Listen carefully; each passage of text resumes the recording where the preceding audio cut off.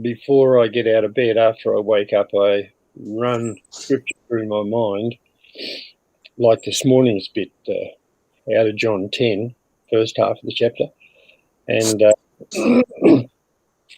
then got up and knelt, and the first thing that came to mind was this is the first time this has happened. I just had a sense that yeah, here I am in space and in the universe, and there are planets moving majestically around the sun, and we're part of an enormous galaxy, and there are 2 billion of them spread out through space. And I had a picture of just the immensity of creation. Mm. And then all of a sudden, that immensity just sort of contracted into nothing, well, into something, but not by any means the major thing about me waking up and kneeling in the morning. The real thing was that this whole thing exists in the Father and in the Son and in the Holy Spirit. Like Paul said, in him we live and move and have our being. In him, not in space, not in the world, but the supreme reality is the God who made it all. And then it's not just like I was thinking about the immensity of space and the wonder of it and what was going on out there with quasars and black holes and all kinds of things, galaxies clashing together. But the main thing is the Creator himself, and beyond that is the actual attitude of the Creator towards us. Mm. And the only way you can say it is God is love, you know, that I woke up this morning and knelt in the middle of love. I know that's a silly thing to say. When you say it, it just doesn't sound more than just in the imaginations of an old man, I suppose. But the real presence of God and his love towards us and the grace, so that as his creation we become kind of central in that whole being of God himself, that he knows us and we know him. I guess it was coming from from out of that part in John 10 where Jesus said, I am the good shepherd. I know my sheep and they know me as the Father knows me and I know the Father, and I lay down my life for the sheep. Just that glimpse into eternity, that the relationship between us and God is kind of brought into the center of God's being and the relationship between the Father and the Son. Do I make myself clear, or am I just sort of raving here? No, that makes sense. Cool. Surely you've got to, if you're going to grapple with these things, and you've got to engage your imagination. Exactly. Yeah. But it's not imagination, you know? You can't say, I'm looking out the window at a cricket ground. Like, so it's a baseball ground, and they've got tarpaulins spread out over the first base, not the first base, where the batter is, to keep the rain off it. That's not imagination, that's reality. And what I was just talking about, the love of God and his focus upon us, that's not imagination, that's reality. I think that's the bit that gripped me this morning, that I wasn't just an old man saying prayers, but I was there. Yeah. It was real. It was more real than the physical world that I just woken up to. Yeah. So John 10 then, I've been reading it for the last week as well. I find the first bit really interesting because I normally when you read Jesus, you use sort of a metaphor and an idea, and it sort of it makes this makes sense, but he's sort of mixing his metaphors a little bit. Oh, absolutely. So he starts off saying that he's the gate, and then he says that he's the one going in through the gate, and then he says that he's the shepherd, and all of them are significant. But I've just found that interesting, that sort of that mixing of metaphors a bit, and I can sort of understand a little bit why in what verses that people didn't understand, so he had to explain it to them. That's I don't know what verse it is, but it's after the first. Verse 6, yeah. Yeah. This was a parable that Jesus told them, but they did not understand what he meant by it. So I'll just read the first 5 verses. Okay. In truth, I tell you, in very truth, the man who does not enter the sheepfold by the door, but climbs in some other way, is nothing but a thief or a robber. The man who enters by the door is the shepherd in charge of the sheep. The doorkeeper admits him, and the sheep hear his voice. He calls his own sheep by name and leads them out. When he has brought them all out, he goes ahead, and the sheep follow because they know his voice. They will not follow a stranger. They will run away from him because they do not recognize the voice of strangers. And then verse 7, he goes on and says, in very truth, I tell you, I am the door of the sheepfold. The sheep paid no heed to any who came before me, for these are all thieves and robbers. I am the door. Anyone who comes into the fold through me shall be safe. He shall go in and out and shall find pasturage. And then he says, a little bit further, I'm the good shepherd. Yeah, I am the good shepherd. Verse 14, I know my own sheep and my sheep know me. As the Father knows me, and I know the Father, and I lay my life down for the sheep. Mm. So they're the kind of main images that we're getting through this passage. So the first one is this idea of entering by the door. What's he trying to get at through this one? I'm not sure that the second one is where it's entering by the door. The first one is more general. He fills out that picture of how it used to be in Palestine, and I don't know whether it still is, but where at night time the shepherds used to put, each shepherd had his own flock, and to keep the sheep safe at night, they put them into a sheepfold where must have been pretty good walls around it. I have a picture of a hedge and thorns and whatnot, but the sheep are put in there under the charge of a doorkeeper so that they're safe during the night. In the morning, the shepherd comes and calls his own sheep and takes them out. Yep. And the main thing there, I think, is the big picture. It's obviously an allegory of some kind or other, although it's very, very hard to tie everything down. But probably the sheepfold is Israel, and he's talking about his relationship to Israel. Remember, I'm wondering whether the blind man that he'd been healed, the man who'd been blind from birth, whether he was there listening. Yeah. On from the discussion that we had last week about the blind man and how the Pharisees asked, did Jesus mean that they were blind? And he'd said to them,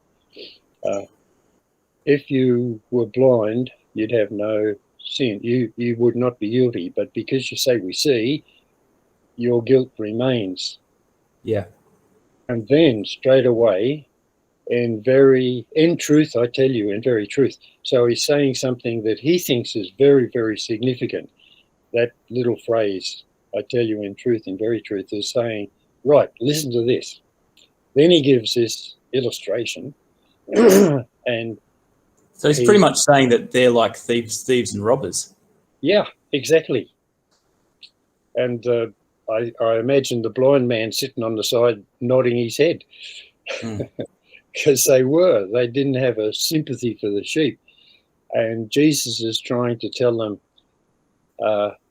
that a real shepherd would have a care for the sheep, would really have a sensitivity, That's right. and Yep. also that the sheep would have a recognition of the real shepherd. Because the And sheep hear his voice, yeah, and then he calls his own sheep by name and then leads them out. So yeah, it's a strong relationship, which would have been absolutely plain to them just through ordinary life, that that's how things work. But yet, on this level of caring for people, they just didn't do it. they didn't. Yeah. So And it is so pretty powerful, isn't it? he had a lot of things to unpack. And the first thing he wanted to do was to compare them with himself in relation to the man who'd just been healed. Yep. A powerful work, like he said, from the beginning of the world, it's never been heard that a man born blind has been healed. Here Yeah. it happened. And they're saying, this man is not from God. He can't be because he broke the law. He doesn't keep the Sabbath. Yeah. And in face of that, Jesus, like the comparison between Jesus and them, because after they'd expelled the man, Jesus found him and brought him into this personal relationship with him as the Son of Man. Yeah. And the blind man had, or the man now seeing, bowed down and worshipped him. Yep. I believe, Lord, he said. And when you think of the response of Jesus compared to the response of the Pharisees who kicked him out, the Jews who kicked him out, it makes real sense of that story, it seems to me. Yeah. Jesus was just simply saying to the Jews or the Jewish leaders, you guys, you're not real shepherds at all. You're Yep. the robbers, the Yep. thieves, sneak in and just destroy. And you're in real trouble, aren't you, when you start to call things that are obviously from God not from God? Yeah. They're just so blind, and so it's like you can't even it can't even comprehend reality anymore. Well, and like it says, like Jesus said, uh, if you were blind, you would not be guilty. But because you say we see, your guilt remains. Yeah. And they had, I've got caught into reading Ezekiel last week. Ezekiel chapter 34 is so relevant to this because it says through Ezekiel, the Lord had said to Israel way back in the time of the Babylonian conquest and exile of the Jews out of Jerusalem, he'd said that the leaders of Israel then were bad shepherds. All they were interested in was themselves and exploiting the flock. Yep. And there, God calls himself the Good Shepherd and says that there's going to come a day when he's going to provide David as the shepherd for Israel. Yep. And so they knew that. And The that's Jews, why what Jesus says later is such deep blasphemy for them. And they pick up stones ready to kill him again. yeah, and you'd think, they would have connected the dots, but they didn't. Well, maybe they did. And that's why Jesus said, your guilt remains. They did understand what he was getting Yeah. at least partly. And he was claiming to be an extension of what God had already revealed to them and a personal presence of the Son of God as the Son of Man. And they just didn't want to go there. Yep. All right, so we get to the next bit. Verse 7, Jesus spoke again. In truth, in very truth, I tell you, I am the door of the sheepfold. The sheep paid no heed to any who came before me, for these were all thieves and robbers. I am the door. Anyone who comes into the fold through me shall be safe. You shall go in and out and shall find pasturage. So this is a new, or slightly different sort of picture, where he's the door to the sheepfold. Mm. And I suppose there's a question there of who he's calling thieves and robbers. Is he still referring to the same group of Pharisees in the context of that conversation with the blind man? Or is it, because obviously he acknowledges in other places the truth and goodness of the prophets who came before, who were rejected by the people, and he lines himself up with them. He's probably not talking about the prophets being like that, but then it seems to be a pretty large sweeping statement, because he says, any who came before me were all thieves and robbers. And so he must have been referring to the same group of Jews who had rejected the blind man and expelled him. And probably also, it's probably a reference to the bigger picture that here they were claiming that Israel was the place where God's people were under their control, safe within the boundaries of Israel somehow or other. And Jesus is saying that he was the door. If anyone was going to be saved, they would have had to come into the fold through him. And that's become a whole lot more specific. He's challenging their authority, not just because they didn't fit the picture of a true shepherd, but he's challenging their authority to say that he, like he said later, I am the way, I am the truth, and I am the life. Yeah. That no one comes to the Father but by me. Claiming the doorway that's exclusive. Yeah. But he's completely redefining how it is that people access God. Yeah. But before it was because they were God's people. They were children of Abraham. That gave them the rights to God. But then here he's saying, no, the only way is through me. I am the door. Yeah. And if you come in through me, you'll be safe and you'll find good pasture. Yeah, I found it easier to understand the first parable, even though it's really difficult. I mean, I was brought up on a dairy farm, and the first thing you learn as a kid is that you just animals are there for your use. And I was just thinking about that this morning, actually, how many animals growing up I killed. Yeah. Rabbits, chooks, a dog, sheep, cattle, and I'm trying to think, okay, so how do you get into this relationship with an animal so that it knows you and you know it? Yeah. And in a way, milking cows, you get to know each of the cows, and the cows, I suppose, get to know you too. And you give them names and you call them, but it's so different from what that picture that's there in John 10 of the shepherd having that sort of I don't know what it is. Love? Can you say you love the animal? I suppose it is.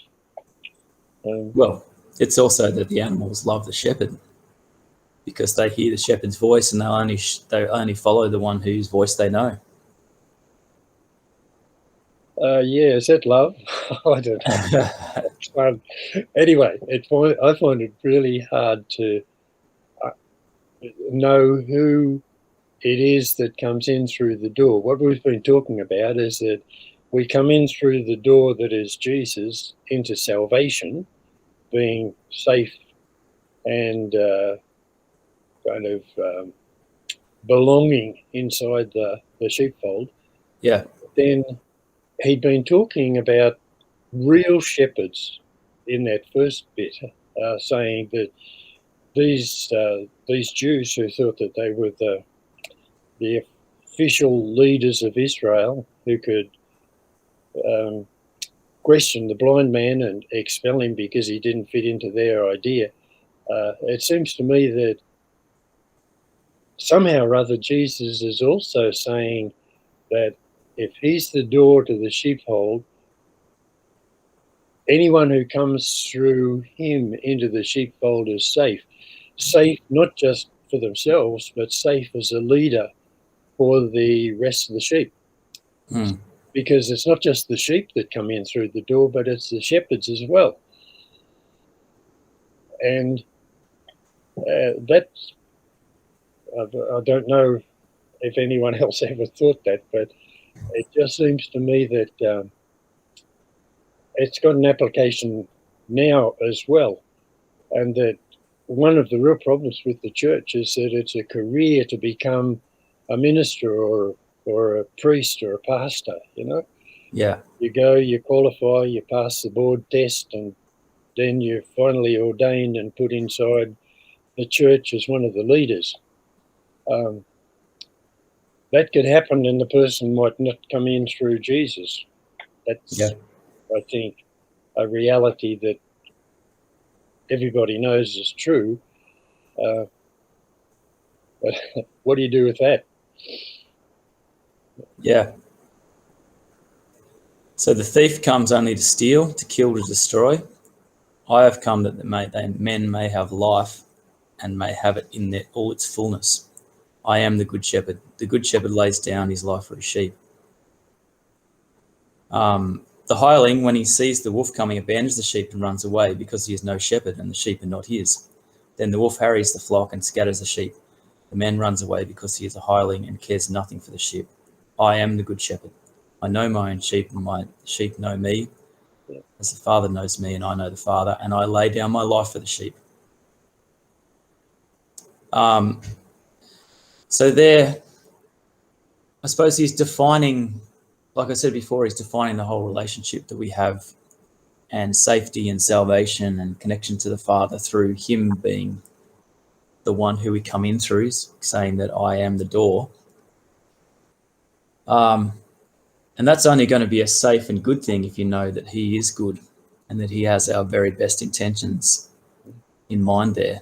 And so that statement that we all know well, I've come that you may have life and have it to the full, is actually the kind of shepherd that's not a tyrant, but he's the kind of shepherd that wants the very, very best for his sheep and the highest good for them. And that's important. It seems to me that, yeah, it is. Where he says the difference between him or between a real shepherd and somebody who's just hired to take the job is that a real shepherd cares for the sheep, whereas the person who's just hired for the job, he's there for the money, what he gets out of it. And if there's any choice to be made, he always chooses his own safety rather than the safety of the sheep. It seems like I see that you found your New English Bible. You're reading from it again. Yeah, I did. It turned up. I get frustrated because it seems that the division, there are obviously three stories. The first story is just the general picture about the sheepfold and the shepherd and the robbers that come in, and that's the one that they don't understand. Then the second one is about him being the door that we've just talked about. And it seems that bit about where it says, the thieves come only to steal, to kill, and to destroy. But I have come Yep. that men might have life and that they might have it in all its fullness. That goes with the story about him being the door. Yep. And then, but in the New English Bible, it's all part of the same paragraph. It seems to me that there should be a new paragraph where it says, I am the good shepherd. The Okay. good shepherd lays down his life for the sheep. So then it goes on for that larger story, which is probably the one that gets to the real heart of the matter, where he talks of himself quite specifically as the good shepherd, and I think fulfilling what uh, what was prophesied by Ezekiel back in chapter 34 of Ezekiel's prophecy, where God said that He Himself was going to be the shepherd of the sheep, and right there, if the Jews had understood, even if they just read it, God back in what 700 years before Christ had been saying that Israel's leaders have failed and he's going to step in and take on the job of being a shepherd himself. And the implication is, well, here he is. Yeah. When Jesus said he's the good shepherd, it's almost the same as saying, I'm God, I'm the Yep. Yahweh, the Old Testament that has told you already he's fed up with you guys just living off the sheep, and he wants to step in himself and be the good shepherd and put King David, back in charge. And then, of Yeah. course, Jesus is the descendant of David, and that was the name for the Messiah as well. So, But the next step is the bit that they wouldn't have gotten as well. I mean, let's say he obviously is claiming to be the shepherd, and there's that connection with Ezekiel and God being the good shepherd. But the next bit, that he lays down his life for the sheep, that's the bit that they could not have comprehended. The idea. I mean, they could comprehend it as far as that happening in ordinary life, but then the picture of him actually being God, the good shepherd, and that God will then somehow lay down his life for the sheep, that's going a step further, isn't it? very much, yeah, yeah, that's becoming involved, and Jesus had just shown what that meant by looking for the man who'd been healed of blindness and Mm. who'd been expelled. Jesus had actually shown himself to be a good shepherd, Mm. fulfilling what was back in Ezekiel by finding this person who, after all, was only a beggar. Yeah. um, and Jesus looked for him and found him and then brought him into that personal relationship with him. And he's demonstrating the kind of care that a real shepherd should have. Yeah. Uh, there's so much there that I've been thinking about. First of all, in chapter 9, there's the comparison the between the blind man who was taking the facts and trying to work out from the facts of what he had experienced who Jesus was. And there's a comparison between him and the Jews, the leaders who wouldn't even countenance the idea, Mm. in spite of what Jesus did, the sign of him healing this man, Yeah. uh, because he didn't fit into their preconceived ideas of what a man of God should be. So that's the first comparison. And then the next comparison is between Jesus and those leaders. The first comparison is the blind man who's thinking it through and coming to a conclusion. The Jews, and the comparison between him and the Jews who are refusing to go beyond their presuppositions. Yep. He can't be from God because he broke the Sabbath. There's that comparison, and then the next story is the comparison between Jesus and those Jewish leaders in showing compassion Yeah. for uh, for the sheep, for people. And then there's a comparison between the real shepherd and a hireling, somebody who's just paid to do the job. That's a strong comparison. But the one that really almost scuttles my thinking is where it's the comparison between the Father knowing the Son and the Son knowing us. The comparison between the relationship that Jesus has with God Yeah. and our relationship with Jesus. So verse 14, I'll just read that out there. I know my own sheep, and my sheep know me, as the Father knows me, and I know the Father, and I lay down my life for the sheep. Yeah. Which he repeats this again in, you get this picture again in the prayer in John 17. Yeah. Yeah. This is eternal life, to know you, the only true God, and Jesus Christ whom you sent. That one? Yeah, or even when he's praying further on. Yeah, I can't remember off the top of my head, but that idea of him being connected to the Father connected to Jesus, Jesus then connected to us, and then we're connected to the Father. We're also connected to Jesus. It's sort of it's this being intertwined somehow. It's also back in chapter 6, where Jesus is talking about eating his flesh and drinking his blood. How did he say it? He who eats my flesh and drinks my blood is continually dwelling in me, and I in him. As the living Father sent me, Yep. and I live because of the Father, so he who eats me will live because of me. Yep. That is so rich. It's a little bit like what we were talking about earlier about somehow or other us being united with God in a way that's so much greater than being just simply part of this creation that God made. Mm.